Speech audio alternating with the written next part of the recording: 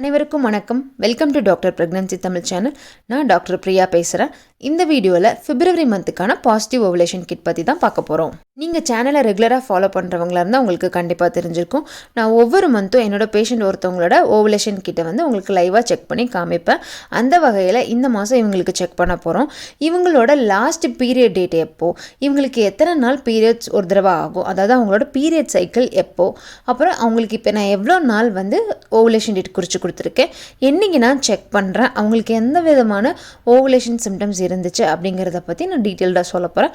அதுக்கப்புறம் அவங்களுக்கு எப்போ நான் இன்டர்கோர்ஸும் இருக்க சொன்னேன், எப்போ நான் ப்ரெக்னென்சி டெஸ்ட் பண்ண போகிறேன் அப்படிங்கிறத பற்றியும் இந்த வீடியோவில் சொல்ல போகிறேன். இதுதான் ஓவலேஷன் கிட். நம்ம இதில் தான் இப்போ செக் பண்ண போகிறோம். நிறைய பேருக்கு இன்னும் ஓவலேஷன் கிட்னா என்ன, அப்புறம் ஓவலேஷன்னா என்ன அப்படிங்கிற ஒரு டவுட் இருக்குது. நான் அதை பேசிக்காக சொல்லிடுறேன். இப்போ ஒரு பெண் ப்ரெக்னென்ட் ஆகிறதுக்கு ரெண்டு விஷயம் ரொம்ப தேவை. ஒன்று ஆண்கிட்ட இருந்து ஸ்பெர்மு, பெண்கிட்ட இருந்து எக், அவங்களோட கருமுட்டை. இந்த ரெண்டு விஷயம் இருந்தால் தான் அவங்களால ப்ரெக்னென்ட் ஆக முடியும். ஆணோட விந்தணு எப்போவுமே கொஞ்சம் அவைலபிளாக இருக்கும். ஆனால் பெண்ணோட கருமுட்டை பார்த்திங்கன்னா அவங்களுக்கு மாதம் பர்டிகுலர் டேயில் தான் ரிலீஸ் ஆகும், வெளியே வரும் அந்த கருமுட்டை. இப்படி அந்த கருமுட்டை வெளியே வரதை தான் ஓவலேஷன் சொல்லி ஆங்கிலத்தில் சொல்கிறோம். அந்த கருமுட்டை வெளியே வருதுங்கிறது ஒரு நேச்சுரலான ஒரு ப்ராசஸ், இயற்கையாகவே நடக்கக்கூடிய ஒரு ப்ராசஸ். ஆனால் நம்மள அது எல்லாருக்கும் எப்போ அது வெளியே வருது அப்படிங்கிறது சரியாக தெரியாது. அதனால தான் ப்ரெக்னென்சி டிலே ஆகுது. ஸோ அதை கண்டுபிடிக்கிறதுக்காக தான் இந்த ஓவலேஷன் கிட் யூஸ் பண்ணுறது. இப்போ எப்படி நீங்கள் ப்ரெக்னெண்ட்டாக இருக்கீங்களா இல்லையா அப்படிங்கிறத யூரின் வச்சு நம்ம வீட்டில் டெஸ்ட் பண்ணுறோம் இல்லையா, அந்த மாதிரி இந்த ஓவலேஷன் கிட் நல்லாவே உங்களுக்கு ஹெல்ப்ஃபுல்லாக இருக்கும். நீங்கள் ஓவலேஷன் கிட்டுன்னு கடையில் வாங்குறப்போ ஒரு பாக்ஸ் மாதிரி கொடுப்பாங்க. அதுக்குள்ளே 5 தனித்தனியாக ஒரு பாக்கெட்டில் கிட் இருக்கும். அது ஒவ்வொரு நாளும் டெய்லி ஒன்றா தனித்தனியாக யூஸ் பண்ணும். ஒரே நாளில் மொத்தமாக யூஸ் பண்ணாதீங்க. இப்போ ரீசன்ட் டயத்தில் இந்த கன்சல்டேஷனில் வரப்போ நிறையா பேர் பண்ணியிருக்க மிஸ்டேக் அதுதான். ஸோ நீங்கள் டெய்லி ஒன்று பர்டிகுலர் டைமில் செக் பண்ணணும், ஒரே நேரத்தில் எல்லாத்துலேயும் செக் பண்ணாதீங்க. ஸோ இங்கே பாருங்கள், இப்போ இந்த பாக்ஸ்குள்ளே 5 கிட் இருக்குது. நான் அதில் 1 மட்டும் புதுசாக எடுத்திருக்கேன். நான் இதில் மென்ஷன் பண்ணியிருக்கேன் February 2022ன்னு. ஏன்னா நான் சொல்லியிருக்கேன்ல, ஏற்கனவே ஒவ்வொரு டைம் நான் டிசம்பர், ஜனவரி இதிலெல்லாம் ஓவலேஷன் கிட் போட்டிருக்கேன். ஸோ உங்களுக்கு இப்போ டிஃப்ரெண்ட்டாக இருக்கணும், அது தெரியணுங்கிறதுக்காக நான் February மந்த் அப்படிங்கிறத மென்ஷன் பண்ணியிருக்கேன். இப்போ இதை ஓப்பன் பண்ணுறோம். இது ஓப்பன் பண்ணதும் பாருங்கள், அன்யூஸ்டு ஃப்ரெஷ்ஷான ஒரு கிட்டாக இருக்குது. ஸோ அந்த பேக்கெட்டுக்குள்ளே என்ன இருக்குன்னா, ஒரு இந்த மாதிரி ஒரு கிட்டு, அதாவது ஒரு இப்படி நீல வாக்கில் ஒரு ஒயிட் கலரில் இருக்கு இல்லையா, அது இருக்கும். அதுக்கப்புறம் யூரின் ஃபில் பண்ணுறதுக்கு ஒரு சக்கர் இருக்கும்.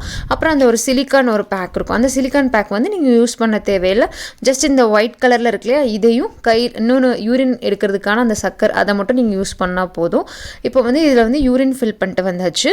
இந்த யூரின் ஃபில் பண்ணதுக்கு அப்புறமா இந்த கிட்டில் எஸ் அப்படிங்கிற ஒரு இடம் இருக்கும், ஒரு ஓட்டை மாதிரி இருக்கும். அந்த ஓட்டைக்கு மேலே தான் நீங்கள் யூரின் சொட்டை விடணும். எஸ் அப்படிங்கிற போட்டிருக்க இடத்துல மட்டும்தான் விடணும். அந்த சிங்கிற இடத்துலையோ டீங்கிற இடத்துலையோ நீங்கள் அது மேலே விடவே கூடாது. எஸ் அப்படிங்கிற இடத்துல 2 to 3 ட்ராப்ஸ் யூரின் நீங்கள் போடலாம். ஒன்ஸ் நீங்கள் போட்டதோட விட்டுருங்க. நீங்கள் ஒரு 5 மினிட்ஸ் கழிச்சு திரும்பி அது மேலெலாம் போடாதீங்க. இல்லை போட்ட ஒரு 2 மினிட்ஸ்லேயே கூட திரும்பலாம் போடாதீங்க. ஒன்ஸ் நீங்கள் 2 to 3 ட்ராப்ஸ் நல்லா போட்டிங்கன்னா அதோட வச்சுருங்க. அதை டிஸ்டர்ப் பண்ணவே பண்ணாதீங்க. நீங்கள் நிறைய பேர் இன்னொரு பண்ணுற மிஸ்டேக் அதுதான். ஒரு 2 மினிட்ஸ் போட்டுட்டு திரும்பி அதிலே யூரின் போடுறீங்க. இந்த மாதிரி போட்டிங்கன்னா அந்த கிட்டு இன்வாலிட் ஆயிரும்.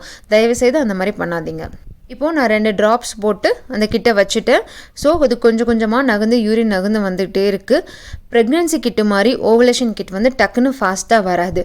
நீங்கள் ஓவலேஷன் கிட் செக் பண்ணுறப்போ நல்லா பொறுமையாக வெயிட் பண்ணணும். இப்போ பாருங்கள், நான் போட்டுட்டேன். அது எவ்வளோ நேரம் எடுத்துக்குது பாருங்கள், ஸ்லோவாக போயிட்டு இருக்குது. சி அப்படிங்கிறது கண்ட்ரோல், டீங்கிறது டெஸ்ட்டு. அந்த கண்ட்ரோல் அப்படிங்கிறது பார்த்திங்கன்னா ஏற்கனவே டிஃபால்ட்டாக அந்த கிட்டில் ஒரு கோடு வந்துடும். டி அப்படிங்கிறது தான் பார்த்திங்கன்னா டெஸ்ட்டு. அதாவது உங்களோட யூரினில் ஓவலேஷன் நடந்தால் அதில் டார்க்கான ஒரு கோடு வரும். இப்போது அந்த சீங்கிற இடத்துல எப்படினாலும் ஒரு கோடு வந்துடும். டீங்கிறதுல வருதா இல்லையா அப்படிங்கிறது தான் நம்ம இப்போ பார்க்க போகிறோம். நான் சொன்னபடி ஓவலேஷன் கிட் செக் பண்ணுறப்போ ரொம்ப பொறுமையாக வெயிட் பண்ணி பார்க்கணும். ஸோ நம்ம வெயிட் பண்ணி பார்க்கலாம். இன்னொரு மிஸ்டேக், ஓவலேஷன் கிட் செக் பண்ணுறப்ப என்ன பண்ணுறாங்கன்னா, அந்த ஓவலேஷன் கிட்டை அவங்க கையிலலாம் வச்சுட்டு அதை ஆட்டி பார்த்தா அந்த மாதிரியெல்லாம் பண்ணுறீங்க. தயவுசெய்து அப்படி பண்ணாதீங்க. ஒரு இடத்துல வச்சுட்டிங்கன்னா அதை ஒரு 15 மினிட்ஸ்க்கு டிஸ்டர்ப் பண்ணவே பண்ணாதீங்க. ஓவலேஷன் கிட்டு ரொம்ப டைம் எடுக்கும் அது ரிசல்ட் காட்டுறதுக்கு. ஸோ அப்படியே வச்சுட்டு வெயிட் பண்ணி பார்க்கணும். இப்போ பாருங்கள், சீங்கிற இடத்துல நல்லா டார்க் வந்துருச்சு. டீங்கிறது கொஞ்சம் லைட்டாக தான் தெரியுது. ஸோ நான் இந்த இதை அப்படியே இன்னும் ஒரு 5 மினிட்ஸில் வச்சு பார்க்க போகிறேன். இப்போ 5 மினிட்ஸ் ஆயிடுச்சு. இங்கே பாருங்கள், மாதிரியே கொஞ்சம் டீயும் நல்லா வந்துருச்சு. பட் ஸ்டில் கொஞ்சம் லைட்டாக டல்லாக தான் இருக்குது. இன்னும் நான் ஒரு 5 to 10 மினிட்ஸ் கழித்து பார்க்க போகிறேன். இப்போது ஆல்ரெடி ஒரு 15 மினிட்ஸ் கிட்ட ஆயிடுச்சு. இப்போ பாருங்கள், இந்த சியும் டீயும் எவ்வளோ ஒரே மாதிரி டார்க்காக வந்துருச்சு. இவங்களுக்கு 100% இப்போ ஓவலேஷன் நடந்துகிட்ருக்கு. இதுதான் வந்து ஓவலேஷன் பாசிட்டிவ். ஸோ இப்போ எப்படின்னா, இவங்களுக்கு 2 கோடு நல்லா டார்க்காக வந்துருச்சுன்னா, ஒன்று இவங்களுக்கு இப்போ ஓவலேஷன் நடந்துக்கிட்டு இருக்குன்னு அர்த்தம், இல்லை கொஞ்சம் நேரத்திலே கூட ஸ்டார்ட் ஆக போகுதுன்னு கூட அர்த்தம், இல்லை அவங்களுக்கு ஏற்கனவே ஒரு ஃபியூ ஹவர்ஸ்க்கு முன்னாடி தான் ஸ்டார்ட் ஆகிருக்குன்னு கூட அர்த்தம். ஸோ கிட்டத்தட்ட நீங்கள் இந்த மாதிரி பாசிட்டிவ் வந்ததுக்கப்புறம் இன்டர்கோர்ஸ் இருந்தால் டெஃபினட்டாக 100% அவங்க வந்து ப்ரெக்னென்ட் ஆகிறதுக்கு நிறையாவே சான்ஸ் இருக்குது. இப்போ இவங்களோட லாஸ்ட் பீரியட் டேட் என்ன, அந்த டீட்டெயில்ஸ்லாம் பார்க்கலாம். இவங்களோட ஏஜ் பார்த்திங்கன்னா 31. இவங்க வந்து செகண்ட் ப்ரெக்னென்சிக்காக ட்ரை பண்ணிகிட்ருக்காங்க. ஆல்ரெடி அவங்களுக்கு ஃபஸ்ட் பேபி இருக்குது. ஆல்மோஸ்ட் 5 இயர்ஸ்க்கு மேலே ஆயிடுச்சு. அவங்க வந்து செகண்ட் பேபிக்கு ரொம்ப நாளாக ட்ரை பண்ணிகிட்ருக்காங்க, பட் கிளிக் ஆகலை. ஸோ அதனால் இப்போ ஓவலேஷன் கிட் ட்ரை பண்ணலாம் அப்படின்னு சொல்லி இப்போ பார்த்ததில் பார்த்திங்கன்னா இப்போ ஓவலேஷன் வந்து பாசிட்டிவ் வந்திருக்கு. அவங்களோட லாஸ்ட் பீரியட் டேட் எப்போ பார்த்திங்கன்னா January 22. அவங்களோட பீரியட் சைக்கிள் பார்த்திங்கன்னா அவங்களுக்கு 28 days சைக்கிள்.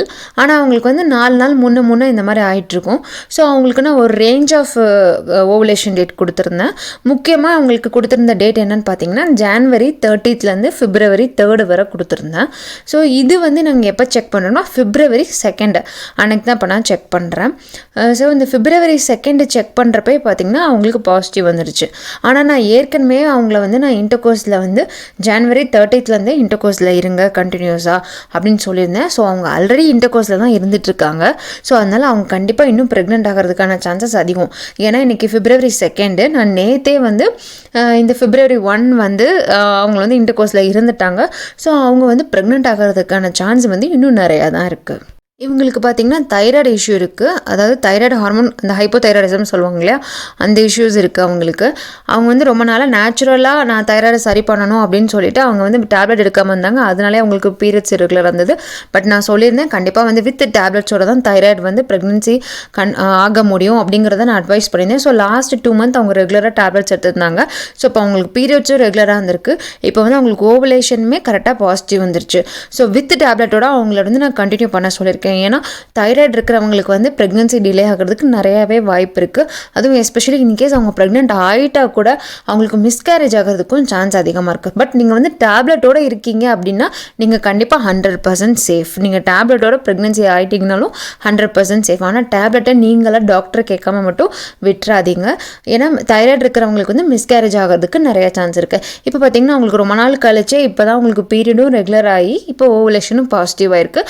ஸோ அவங்க வந்து நான் டேப்லெட்டும் கண்டினியூ பண்ண சொல்லியிருக்கேன். இன்கேஸ் நீங்கள் ஓவலேஷன் கிட் வந்து செக் பண்ணணுன்னா உங்கள் லாஸ்ட் பீரியட் டேட் முடிஞ்சதுக்குலேருந்து ஒரு பர்டிகுலர் ஓவலேஷன் சொல்லிட்டு ஒரு 4 to 5 நாட்கள் வரும். அந்த நாட்களை குறித்து வச்சுக்கோங்க. அதில் முதல் நாட்கள்லேருந்தே நீங்கள் வந்து ஓவலேஷன் கிட்டை வந்து பயன்படுத்த ஸ்டார்ட் பண்ணுங்கள். இவங்களுக்கு வந்து என்ன சிம்டம் இருந்துச்சுன்னா ரொம்ப லைட்டான ஓவலேஷன் டிஸ்சார்ஜ், அந்த ஒயிட் டிஸ்சார்ஜ் தான் இருந்துச்சு. ஸோ நான் எப்போ லைட்டாக இருந்தால் கூட பரவாயில்ல, நம்ம செக் பண்ணலாம்னு சொல்லியிருந்தேன். ஸோ அவங்களுக்கு அந்த ஒயிட் டிஸ்சார்ஜ் ரொம்ப லைட்டாக வந்திருந்தது. இந்த மாதிரி உங்களுக்கும் கண்டிப்பாக ஒயிட் டிஸ்சார்ஜ் ரொம்ப கம்மியாகவாச்சும் வரும். நீங்கள் அந்த சமயத்துலேயே நீங்கள் ஓவலேஷன் கிட் ட்ரை பண்ணுங்கள். ஹோப்ஃபுல்லி உங்களுக்கு இந்த வீடியோ ஹெல்ப்ஃபுல்லாக இருக்கும்னு நினைக்கிறேன். இந்த வீடியோ இன்ஃபர்மேட்டிவாக இருந்துச்சுன்னா எனக்கு லைக் பண்ணுங்கள். இந்த வீடியோ பார்த்ததுக்கு நன்றி.